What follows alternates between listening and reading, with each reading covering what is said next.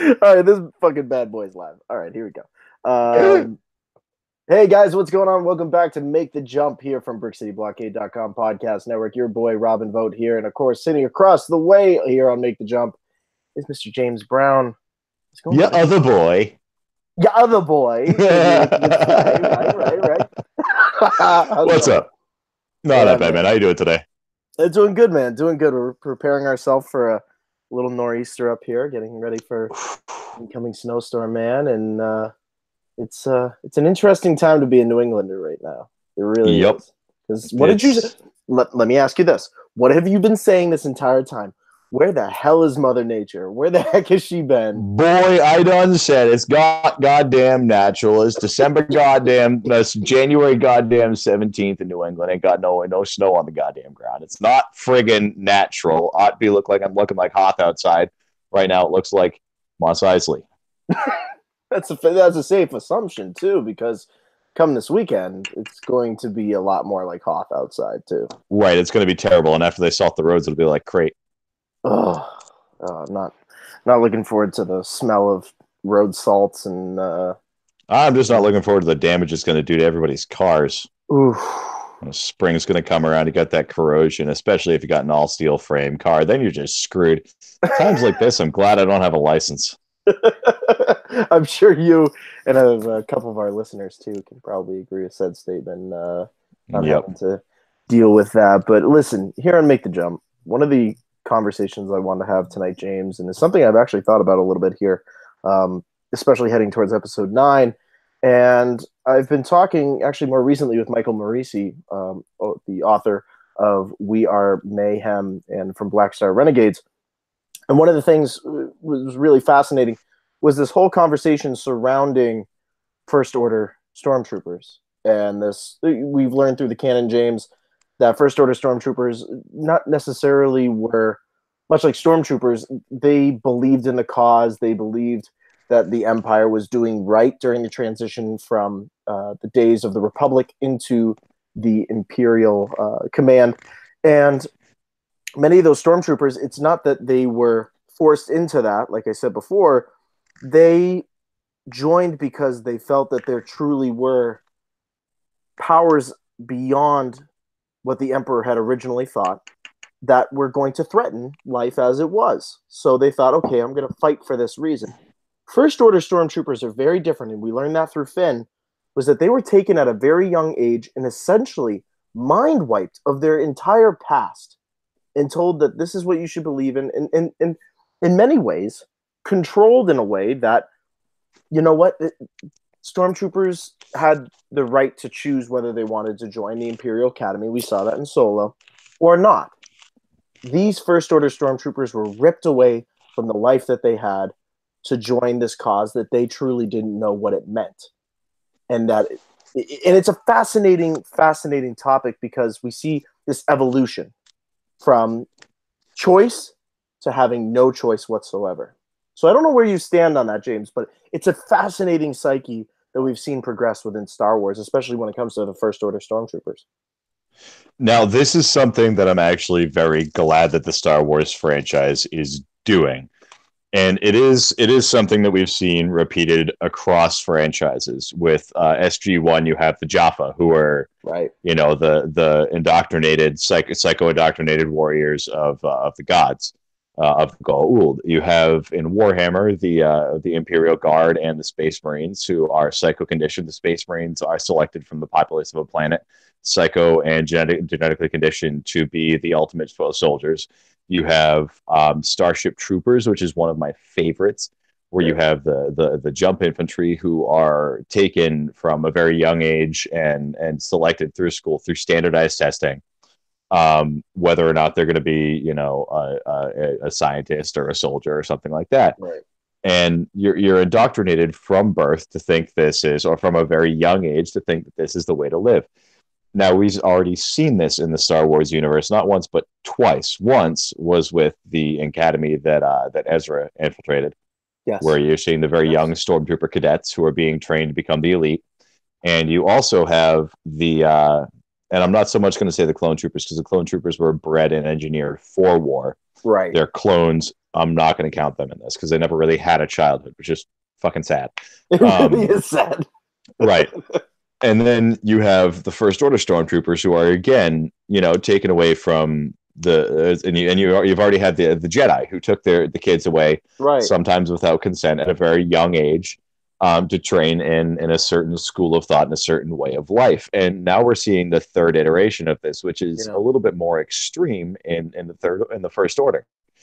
So I'm glad that they've kind of brought that to it, because not only does it allow you a little bit more of are the First Order's soldiers really bad guys, it also kind of lends a depth of humanity to the First Order, but it also shows you that the higher ups in the First Order are 100% corrupted and evil.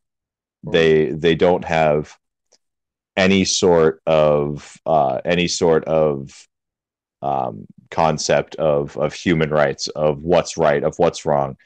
And I'm gonna not say human rights. I'm gonna say sentient rights, because it's.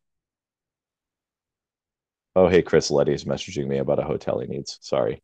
Hi, Chris. But so hold on. Need to get back my train of thought. So we end up seeing the First Order's bad guys: Kylo Ren, Captain Phasma, General Hux, Lord Snoke. They're all truly and inescapably evil, and truly and inescapably willing to do whatever it takes, no matter what the personal cost to anybody else, to complete their own goals. Which I'm also kind of excited that we're going into Episode 9 without really knowing what those goals are. Yeah, that's true. We really never got to see. Yes, Supreme Leader Snoke wanted to eradicate the remaining Jedi or whatever existed of the light. And yes, his ultimate goal was to get rid of Luke Skywalker. But in my mind, there must have been something else, because for him to utilize Hux and to build up an army the way that he did, and then to write off Hux because his ultimate goal was just to get to Luke Skywalker, seems a little bit odd. And it doesn't have much depth to it. There must be something more to that equation. I have a theory with that. Throw it out there. I don't think Snoke is gone. I don't think Snoke is dead. I think that Snoke is the son. I will second you on that one. I think that Snoke is the son. I think that Snoke is the physical embodiment of, because in Rebels we saw the son was not properly contained, and there's the chance that the Clone Wars, there's a chance that the son may have escaped. And watching that and then seeing Snoke defeated so easily, it's extremely easy to believe that the son got that cocky that he created a physical avatar of himself and thought that he was that powerful. Because one of the things that is the constant theme of the dark side of the Force is hubris and ego. And he kind of put the proverbial foot in his mouth and bit off more than he could chew. And I think that we're going to see, or we're going to find out who Snoke was, and we're going to find out that he's the son. And I'd really like to see that. That's a really great progression of story.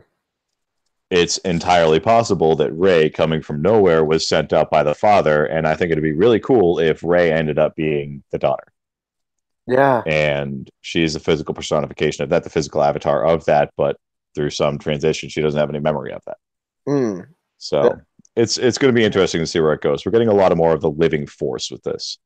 Yeah, it really is. It's more of the aspect of not around lightsabers and combat and what the Force embodies within the physical power of an individual, but it's more about the mental and the, I guess you could say, the psychological being that takes in their aspect of the Force. And I think breaking the cycle of light versus dark. Exactly that, to a point, because Rey and Ben Solo are both equally in the Force. Yes, light and dark, but I think Snoke was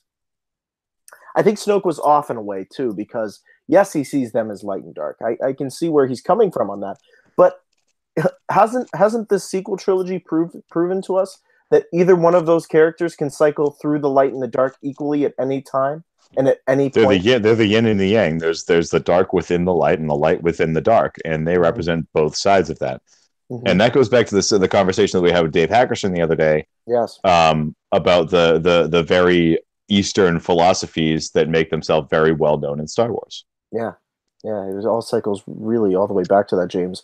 And then looking at that in the terms of course, we mentioned the First Order stormtroopers, their psyche, the way that they're built into it. And kind of going back to that briefly, it's fascinating because we do see Finn break away. We do see Finn is able to come up with his own state of mind where it's like, you know what, this is wrong. This is completely wrong. Even though early on, when he was taken away from his family, he was sold into that life. He understood that Finn in particular, this was the way life was going to be going forward. Was going to be Right. with the First Order, but at one point it was just too much. I don't think Finn is alone in that. I really don't. Every everything that we are taught to do as we begin to mold and to change, our perspective on those things change as well.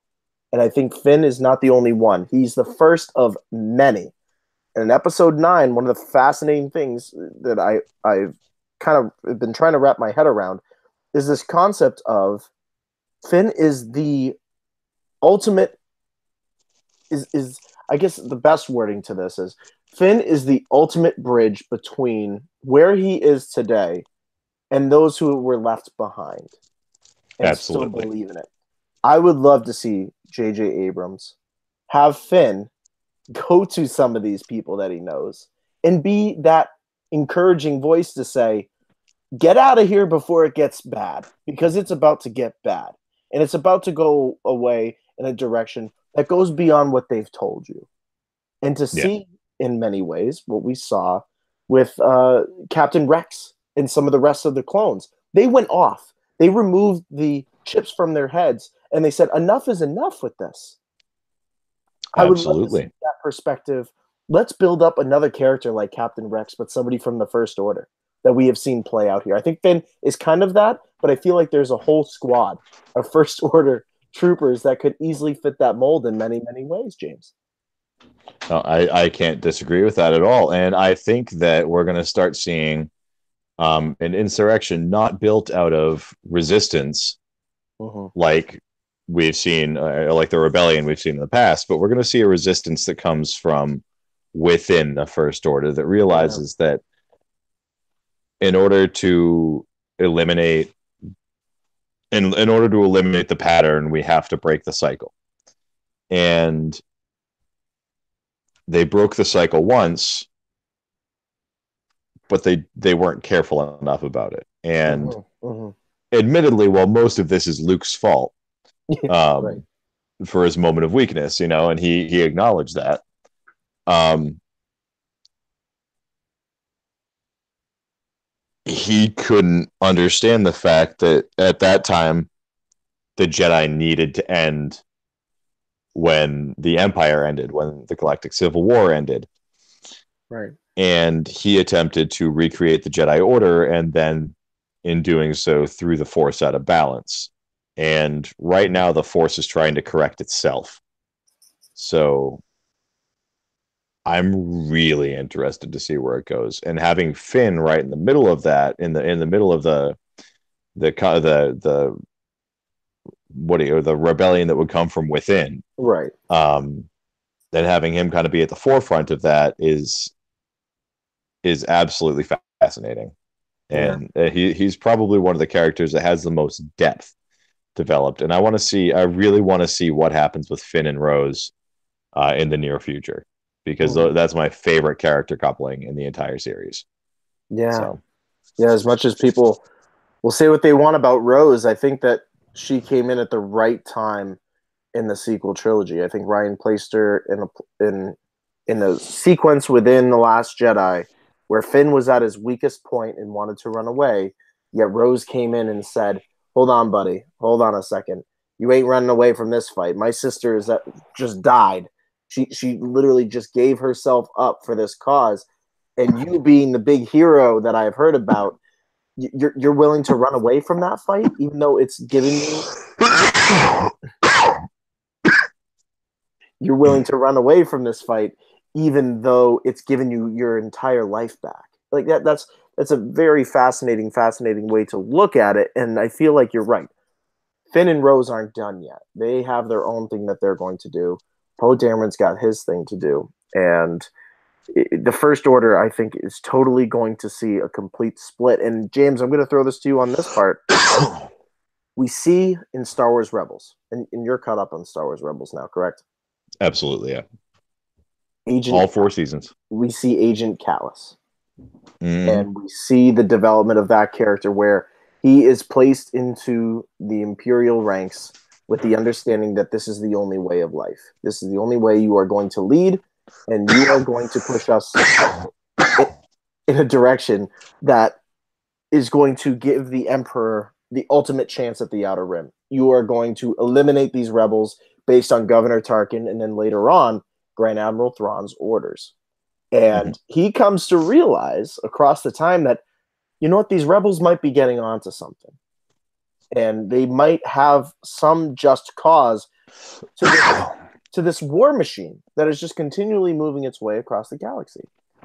If Hux has an absolute tough time believing in Kylo Ren, and Kylo Ren takes over as the supreme leader, and as we kind of see in The Last Jedi, he's kind of ignored.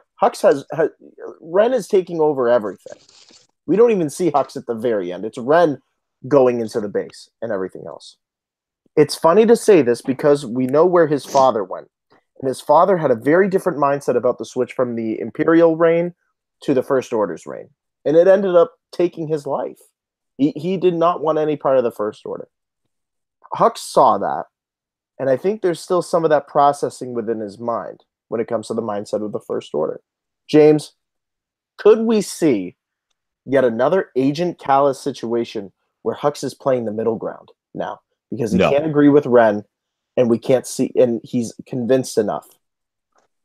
Where do you think that lies?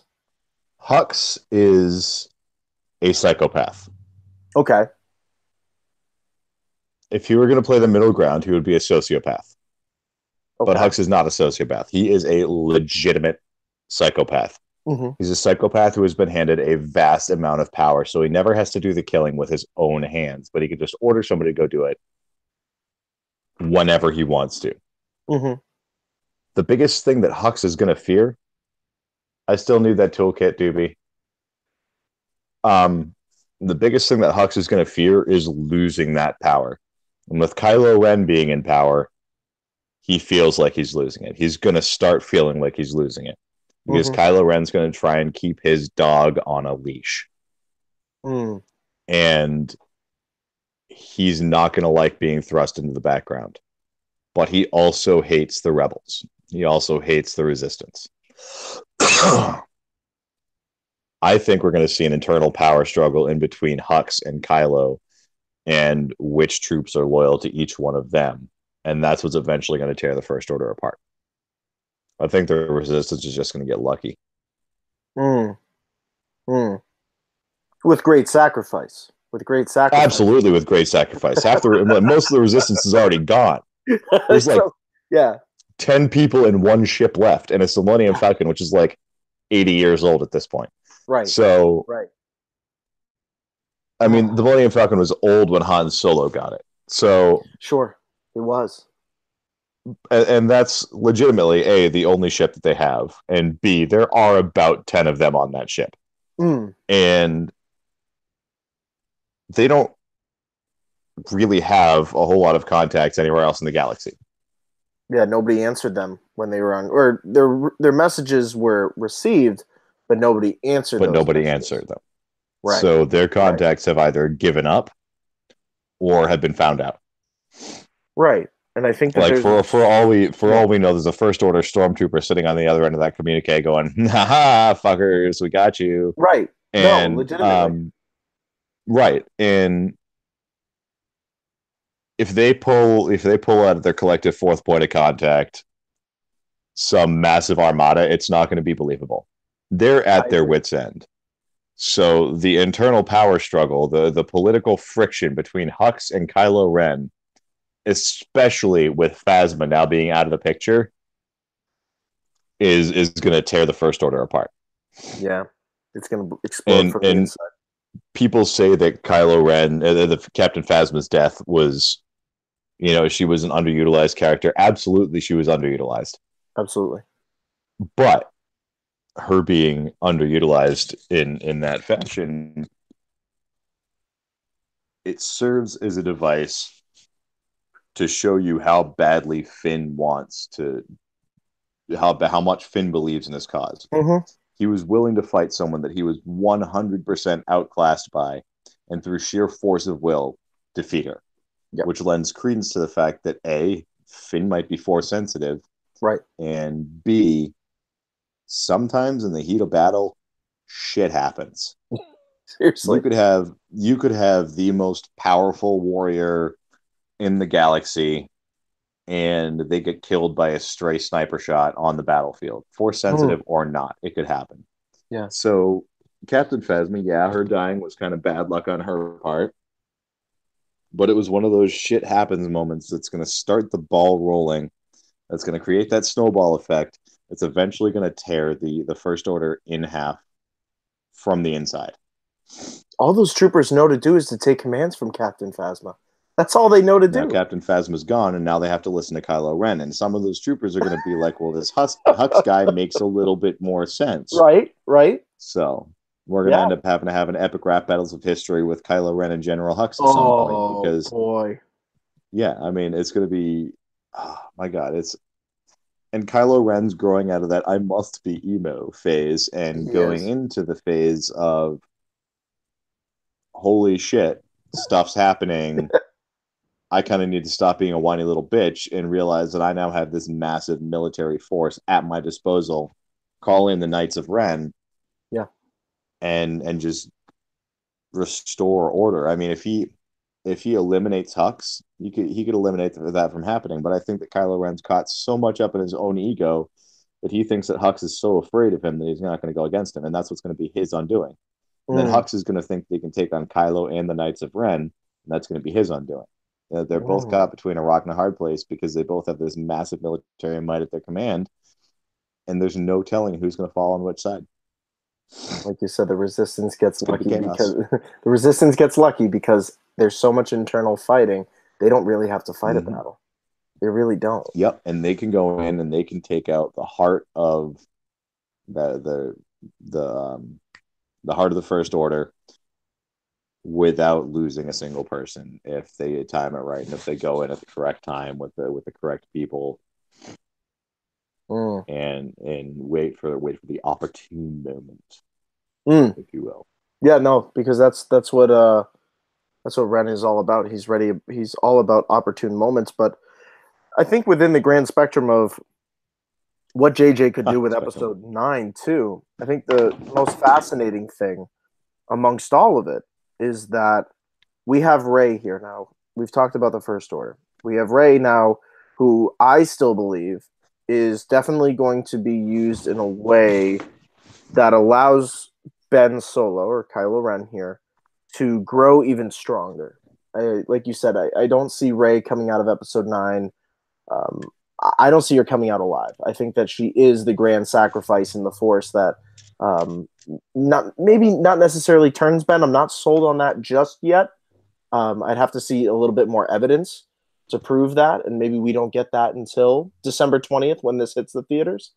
But there's something about the way that Rey saw Luke as this legend that she doesn't want to be seen as a legend. That the Force is calling her in a way that this is her time to perform and to come out and say or even just to be the calling light where there's so much darkness being wrapped around the entire universe. To be that one sacrifice within the light that allows it to shine through. And whether that's by the hands of Kylo Ren or something I've been kind of hypothesizing on, James, I'm going to throw it to you after this, is that, and actually talking to Dave Hackerson had me thinking, is she like the samurai sacrifice? Is it in the moment where she says, I'm not saying specifically like, but she hasn't. It happened. No, seriously. Like, for Ben Solo to see that in front of his own eyes is something that in Star Wars, more specifically, Qui-Gon Jinn gave himself up to that, I feel. Like he knew for Obi-Wan Kenobi to progress as a Jedi, he would have to understand that the master must fall at one point, which is a fascinating way to look at the light side. But for Obi-Wan to see sorry to say it encouraged Obi-Wan. It made him think Master Qui-Gon was right about a lot of the things that he said. And now that he's gone and I've been able to communicate with him through my teachings, I now truly understand all aspects of the Force. And I'm wondering if Rey is going to, in her mind, if she wants to truly convince Ben Solo that his path is wrong, takes that same approach and says, you won't understand any of this until I'm gone. And truly builds that emotional impact with him. I'm just wondering if there's something to that specifically. There's definitely something to it. Another way that I could see it going, Rey gets to the point where her and Kylo are about to have it out, and she loses hope. She gives up. Mm. And either that's going to hit Kylo Ren right in his emo little feely place, you know. Right. Right. It's going to hit him right in his emo little feely place, or it's going to cause the entire galaxy to fall into chaos, which is going to be problematic either way. So, I mean, I know how I want it to go, and I know I've voiced this before, is Rey has to die. Mm-hmm. And it has to be at Kylo Ren's hand. But there's a lot of other ways they could go with that. And I am starting to appreciate that through the first two movies, they've kind of left it ambiguous as to what they're going to end up doing. Mm. Mm. I think it's been left that way on purpose. I think where Colin Trevorrow was given the rights to Episode 9, I think deep down inside with Kathleen Kennedy and the entire crew at Lucasfilm, they said, we kind of want JJ to be the one to wrap this up in Grand Spectrum. Because even if Colin Trevorrow did do it, you know JJ would have been involved. He was involved in Last Jedi. He wasn't even talked about throughout the entire production, but he's put down as executive producer.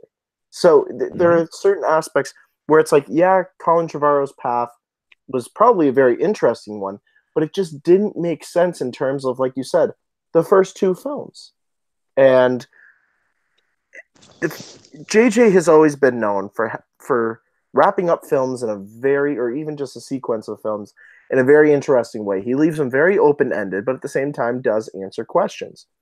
And I've said this a couple times on some podcasts, is that where he answers 4 questions, he leaves 72 questions unanswered. And I think the thing with J.J. Abrams that he does have to do here, I'm not sure if that formula is going to work here for Episode 9, unless we have a pretty clean idea that Episode 10 is going to be within the next 4 to 5 years. Unless we know that. Juicy memes we're going to get out of you Episode 9 here. Oh, it's going to be insane. Oh, just social media presence with Episode 9, whether it's memes, whether it's GIFs, whether it doesn't matter. There's going to be everything under the sun when it comes to this. And the one thing with J.J. Abrams that I do get a little concerned about, and I will voice this, I'm usually pretty positive about J.J., but in this case I'm not, is that formula of answering 4 questions and leaving 72 unanswered is a little tough with this situation, because you do have to answer a lot of questions. He's had questions from Force Awakens that we still don't know yet, and we still haven't answered. That makes sense with this sequel trilogy. They wouldn't really make any sense later on unless they involve Ben Solo or somebody along the Skywalker bloodline. Yes, this is the closing of the Skywalker saga, but in terms of getting fans in the seats, you do have to have that pull. You do have to have people coming to the theater saying, oh, there's some connection to the original trilogy. Or maybe there's some connection to the prequels somewhere. There still has to be that for marketing terms. And JJ has to... If Kylo dies, it will be the end of the Skywalker lineage. I did just think of that. Oh yes. Oh yeah, absolutely. If he dies off, it's the end of the Skywalker lineage. Bless But you. but if we leave Rey continuing on here, let's just say Ben Solo's gone, Rey continues forward. All right. You're looking at having to age Daisy Ridley to play a much older Rey at some point. Because I don't see them doing an immediate trilogy after. They have way too many other projects they want to get done. Benioff and Weiss, Ryan Johnson. I'm sure we'll hear about it at Star Wars Celebration in Chicago this year. We're going to hear some stuff about what's going Mm-hmm. on with those. You have the Mandalorian too, and Mm-hmm. you'd have to age her in a certain way, and you have to kind of back off on the family lineage thing. Who are her parents? JJ made that such a focus with Force Awakens, and then teased it in Last Jedi. Mm-hmm. Maybe we get an answer to it here. Maybe we don't. Maybe he uses that as a plot device for future films. But James, the one thing that does concern me a little bit, and I'm usually very optimistic about what JJ does, is that in both of our minds, it makes sense for Rey to be out of the picture going forward. Because Ben Solo has truly developed in a certain way that we're kind of like, could he be redeemed? Yes. Could he not be redeemed? Yes. Either formula works for episode 10. Either one Right. works very well. If Rey continues forward into Episode 10. this, I've been seeing 9 this whole time. God damn. no, no, no, Is no, it it's 9? okay. It's okay because we've been talking about episode 9. I'm just talking about if in another 2 to 3 years or Oh, five, shit. Yeah. if we see something play out with episode 10, do you think Rey, the character, not the actress, Rey, the character, fits well with the episode 10 formula? If episode 9 wraps up the way we think it is? Or is Ben Solo a much more fascinating story to build upon? Because it ends dark in episode 9 if Ben Solo wins. That's how I see it. And then you move that forward. Kind of like Revenge of the I Sith. see much more potential with the Ben Solo character than I do with the Ray character. However, I could see Ray becoming like an Ahsoka-esque hermit somewhere Okay. and just completely giving up on everything. Okay. Broom Boy comes and finds her. Something like that. Yeah. Right? I I mean, want to I want to know what the hell happens with Broom Boy. oh, that's, you know what? James, while you're in the state of mind that you are, let's talk about that a little bit because, and I think I know exactly. Maybe I think we're there. Um, I feel like the What the state of mind am I in, sir? you're in the James Brown state of mind.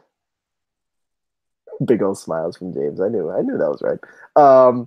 No, but listen, Broom Boy being included at the end of The Last Jedi was not just a cheapo way of trying to end a film, like some fans say. There was a deeper message to that because he reaches over and that broom comes over to him and he uses the force to bring it to him. There are other force sensitive users out there.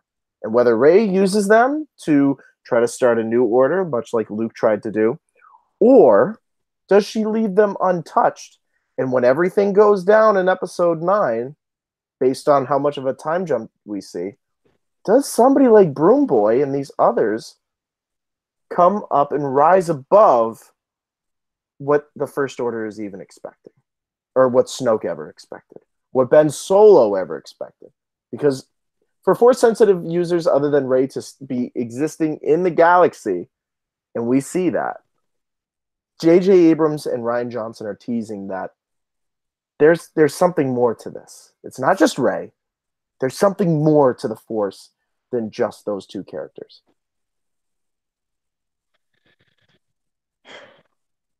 I mean, I'm that's another way they could go with it as well, is small pockets of force sensitive resistance popping up throughout the galaxy. You know, I mean, I could see that. I could see Broom Boy, still fight broom, makes his first lightsaber handle out of the broom, you know, that type That's of some Harry Potter situation. shit, man. What's that all Right, about? that is some Harry Potter shit. It's going to be called Nimbus 2000. It is going to upgrade. It's going to be called Firebolt. Shit. J.K. Rowling, eat your heart out with copyright infringement. Enjoy. I want to see J.K. Rowling take on Disney. Um, Mainly because that's going to be another Warner Brothers screwing everything up thing. Thank you for ruining Aquaman, Warner Brothers. Um, Okay. but yeah, sorry, I went off on a tangent there. Um, Oh, I love you, James. I could see. I want to know what happens with Broom Boy. Like, I don't even know if they're gonna bring him back. I don't know if it's gonna be like a plot point. I don't know if it was just them being belligerent. I hope it's not, and I want to know what happens. I don't care about everybody else, specifically to that kid though. Mm, It's yeah. like, dude, you showed up, you moved a broom, you got fucking potential. Ain't It's like when I say to got my no students, training, you were able to pick up a pencil, you got your morning work done, you got potential. You got potential there, right? kid. But he's like, I mean, you know that when the guards turn their back, he's sitting there doing like some Sorcerer's Apprentice, Mickey Mouse shit with like a whole bunch of brooms just going at once, right? So he's training himself. Like that kid's probably a badass. That kid probably like dusts the shelves without ever having to get up on a stool. You know, makes force wind and just whoosh, occasionally pants his guards in the hallway, you know, stuff I like love that. it. I love The it. kid's probably a badass. So I want to know what the hell happens with Broom Boy. To me, he is the most interesting character in that entire damn movie. That's you know what? You're not alone. My dad walked out of seeing The Last Jedi. And the one thing he said, didn't make any comment about Kylo Ren, didn't make any comment about Rey. And he's a creative guy. And I'm be curious to see if Caden's dad, Jake, picked up on this too, because I feel like people with creative minds pick up on the smallest of things. Jake being a filmmaker, my dad being an artist, and being, a creative director for so very long. The one thing he picked up on was Broom Boy at the end. And he said, there's something about that kid that they put him in at the very end of the film amongst everything else that happened in it, and they really put a focus on him. He was given the ring by Rose, or he saw the ring showing that they're the resistance, got this really big smile on his face, like he kind of had an idea about what they were all about. He'd probably heard stories. And then what does he do before his master comes in to break up everything? He's listening to the story of the legend of Luke Skywalker on Crate. He's listening to how he went, and the little dolls. You have Kylo Ren and you have Luke Skywalker, and that final scene that we see on Crate. So he's got a pretty good knowledge about where Luke came from, and these kids are hearing these stories. And another person who heard a lot of stories about things that were going on in the galaxy and decided at some point that I kind of want to join that with many convincing factors, of course, and finding out a lot more from Mr. Obi-Wan, but being encouraged by people like Biggs Darklighter was Luke Skywalker. You heard so many stories about what was going on out there between the Imperials and this band of rebels that were trying to fight against them. What is the cutscene that we see from A New Hope is him and Biggs looking up at the sky, and all the in that it's just a like an incident that's happening. No, that was a battle happening up there. It's foreshadowing, man. He was watching the Tantive 4 get blown out of the sky by the Star Destroyer, man. Yeah, He was watching his dad shoot at his sister. Some correct, Alabama shit right there. correct. And what was Broom Boy watching in the sky as it was passing by? What was He he was watching? watching them leave the atmosphere. He was watching the Millennium Falcon with all of them taking off. It Mm-hmm. is so foreshadowing that it's put in there for a purpose. And a lot of Star people, Wars has always been genius at foreshadowing. yes, yes. Kind of like it, the Briss. Oh, that's foreskinning. My bad. Wow. Oh, we got too serious. I had to throw something in there. Yeah, I agree. I agree. No, but it's absolutely fascinating, and I feel like JJ is probably going to take that, James, and he's going to do something with it. I don't know what it's going to be. I think he's going to surprise us. I think for all the people out there, they're like, "Oh, stupid Broom Boy scene." Be ready. Ain't so stupid now when you got a bunch of toddlers coming out and beating down a stormtrooper with friggin' household cleaning materials. Is, Shit. isn't that what Ewoks did too? Nah, man. It's the crack.com why Ewoks are the most terrifying thing in Star Wars is accurate. I don't care what anybody says. They are terrifying. They use kitchen utensils to take out the stormtroopers. They used kitchen utensils to hunt animals that were objectively more terrifying than they were. They used said animals that were objectively more terrifying than them in many ways as food As hats. and hats. I mean, shit, dude. Ewoks are like a cut above. I don't care what anybody says. Ewoks are like the pygmy guys who killed that missionary, a little while ago. They're just like, what the fuck ever, man. Rub my yub nub. I mean, they don't care, man. Like they're running into battle, little red rocket hanging out just like a dog. They just do not care, dude. Ewoks don't give a fuck. Oh god, that's I mean, a James imagine if Brown like comment. Ewoks and Jawas interbred, like that'd be the ultimate killing machine. Oh my goodness They got gracious. glowing eyes now; they can see in the dark. Oh man. Oh man, you thought the Death Star was bad. Whew. I mean, not even that, man. They're just gonna like infest everything. They're gonna wipe out the Ugnaughts. They're gonna take all their jobs. I mean,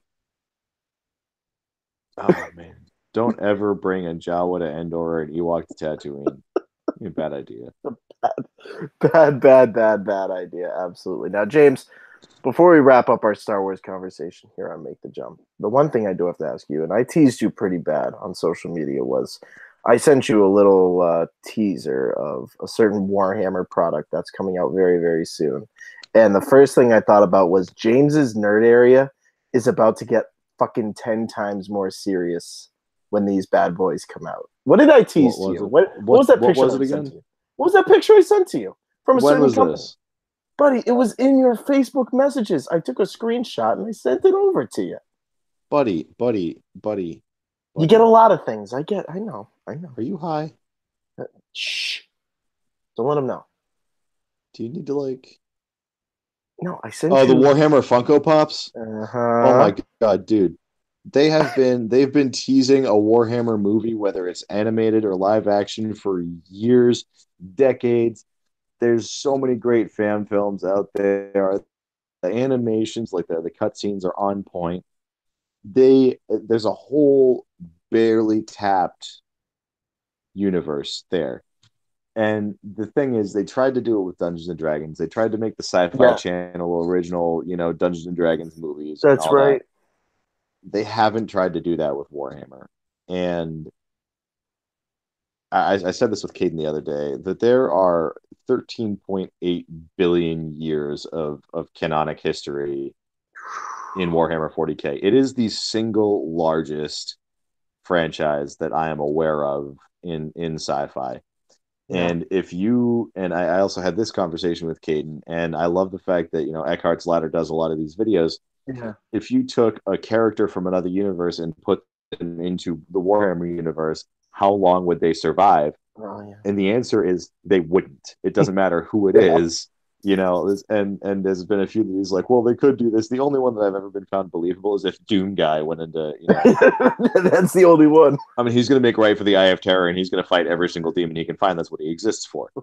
But it's just like there's so much there with the Warhammer universe between the tabletop game and the video games and the books and the lore, and the wiki for Warhammer is absolutely just off the wall in depth, and you whenever you get into it, you start going down one path and you're like, oh, well, I don't know what that means. Let me look up what this means. And then, like, holy shit, there's this whole other aspect to it Sounds like you that have you're never experience. left, right. You're never left knowing who's the good guy and who's the bad guy and what's going on and what's going to happen. And it's so thorough and it's so in depth. And with them making, Funko Pops and stuff like that, shut up, Caden. Caden send me messages, says, bah, ha, ha, ha. He's listening. He's got to be listening right Yeah, now. it says one viewer, so I'm sure it's him. Oh, it could be, and it could also be the fact that I sent him a picture, the same picture with Qui-Gon Jinn that I sent you, and he's probably just seeing it now because it's a fruitcake. Um, but like I said with Caden is if they start making Warhammer Funko Pops, it's going to be a niche market. Of And there's course it not going is. to be a lot of people who end up buying that. And if they bring Warhammer mainstream, you don't have any idea how happy I'm going to be, because it is the Yeah. most complete, the darkest sci-fi that I know. I mean, shit, mankind's ruled over by a psychic corpse on a throne. That's pretty. Yeah. I mean, it's like, and the Warhammer was the inspiration, or it takes inspiration from so many other Oh franchises yes. that were completely underrated. Like, it takes pages out of history books, out of mythology. It takes inspiration from Judge Dredd. It takes inspiration from RoboCop. All the bad 1980s sci-fi. It takes the Takes best all of it. elements of it and puts it into one. And it's and I love Star Wars. Same Warhammer here, is my same. favorite sci-fi franchise, Yeah. and I there's could. no movies, there's no TV shows, but there's so much there. And yeah, it's very difficult to get into if you don't have a lot of time to devote to it. And Mhm. thankfully, I have 8-hour shifts at my work where I have the wiki open on my desktop and I just get to read, and it's wonderful. What a great way to do it too. What a great Yeah, way I to mean, just dig into it. it's even if you don't play the game, even if you don't play the video games, it's the book series are fascinating. It Yeah. shows a lot of aspects of a universe that's been completely and totally and irrevocably scarred, Yeah. where humanity's just trying to survive. They don't have, I mean, there's worlds where people live in harmony, and they live in, they live in prosperity and safety. And then there's other worlds where somebody does one thing wrong, they get infested by a demon, and the next thing you know, the entire world's been burned at the whim of a chaos god. Like, you don't, Right. you have billions of people struggling and dying and fighting every single day in that universe, and none of them matter because it's just such a massive universe. And it's absolutely fascinating. If you get a chance, you should look into it. I'm done talking about Warhammer now. This is a Star Wars podcast, not a Warhammer podcast. Actually, I have talked to at least, oh geez, between going to comic book shops and going to some of the other, like I would even say, just even some of the local bars, just meeting up with people who are nerds in this area, have found out about Brick City Blockade and whatever else, and just want to talk. I have to say, there have been at least, I'll say this much, in about the last 5 meetups that I've had with people, in every group, there's at least one person who plays Warhammer. At least Mm-hmm. one person. And they are so adamant about me getting to start to look at it. You're a Star Wars fan. You'll be able to understand if you like those kind of shows and you understand like the concepts that surround it. You'll be able to transition into that.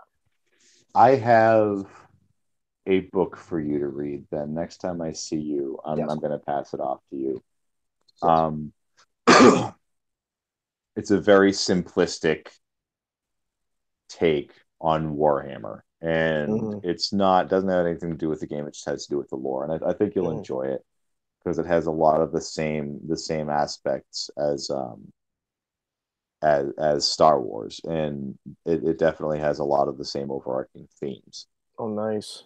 But it's a very, and the other thing is the wiki is very easily available. If you read Yeah. something in the book and you're like, I don't know what that is, you can look it up Oh, that's very great. easily, and it's wonderful. And they made that available so that you don't have to you can't just jump in to, Mm-hmm. you can jump in at any point and just be absolutely swept up in this expansive and dark and gritty and just fantastical, the fantastical series and fantastical universe that you don't find anywhere else. And Warhammer Fantasy is very expansive and very well written.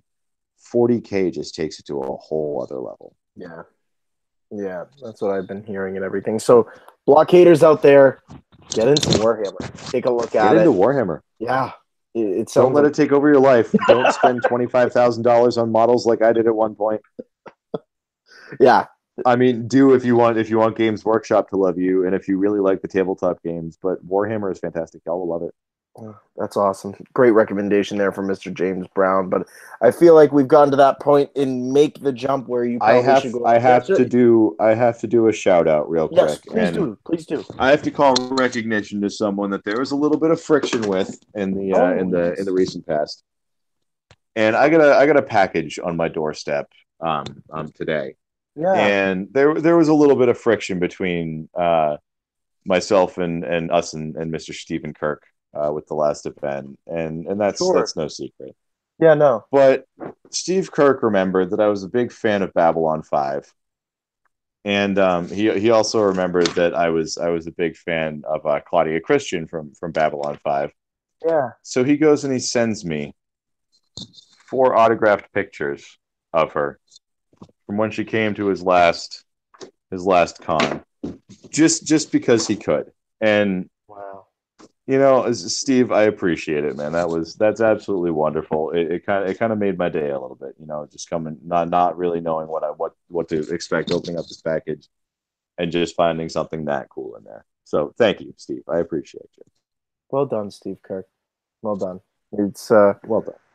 Yeah, San Diego Sabres. Shout out to you guys. You guys do some great stuff out there on the West Coast, and big shout out to Mr. Steve Kirk himself. That's a wonderful, wonderful thing, and must make you happy too. You are a big. You're still a dick, Steve, but I love you. There you go.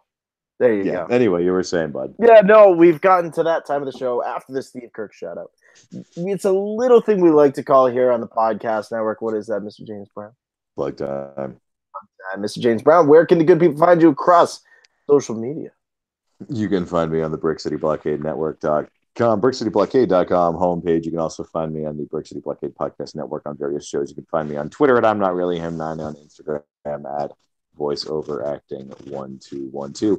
However, as I state all the time, my Instagram and my Twitter are really friggin' boring. I'm working on that. I'm learning how to technology. I'm sorry. I'm bad at it. You can also find me on Facebook at voiceoveracting1212 at gmail.com and under the Brick City Blockade Facebook page. Robin, where can they find you? You can find me over on Twitter at Mr. Vogt Tweets. Check out my Instagram at The Official Vote, www.brickcityblockade.com for everything happening here at the Podcast Network and in a galaxy far, far away. Updates about Celebration Lancaster coming on Saturday, April 13th at TELUS 360 downtown Lancaster. A lot of fun events planned, all to benefit the Water Street mission and the wonderful work being done to bring some ease to the homeless in Lancaster, giving them a home, giving them a place to sleep, giving them some food to be able to enjoy upon. We are so looking forward. Giving them the tools to get back on their feet. Exactly that, James. April 13th from 12 p.m. to 5 p.m. at TELUS 360 in Lancaster, Celebration Lancaster. We're super excited. Yes, bring a Wookiee, bring a droid. Droids are accepted at our event. And also, please make sure to rock the network over on TeePublic. And please make sure to support the network over on Patreon and donate to our Galaxy of Joy program, counting every cent at a time to bring more smiles to kids' faces with Starlight Children's Foundation and the Brick City Blockade, every cent at a time in hospitals across the country. So, Make the Jump has come to a close. Mr. James Brown, always good to talk to you, buddy. Punch it, Chewy. There we go. And as we always say here at the Podcast Network, may the force be with you. Always. Or sometime. That was so accurate. There's a pterodactyl in here somewhere, buddy. I swear I can hear it. You heard that, right? You heard that. There's a friggin' pterodactyl in the air ducting, bro. I'm telling you. I found velociraptors in the closet earlier. Did you? There was a little what do you call it? The little fucking with the 2 legs hops around like a sparrow. Compsognathus. There was like a pack of those living in my oven. I turned on the oven. They were delicious. You sound like the creature that was going after Obi-Wan in Attack of the Clones in the Geonosis arena there. The Acklay. The Acklay. That was like, well, you could actually do that. I'm going to use that now. I'm going to use that. If you record me while I'm sleeping, I sound like the Reek. Do you really? Yeah, I was in the middle of the night, just.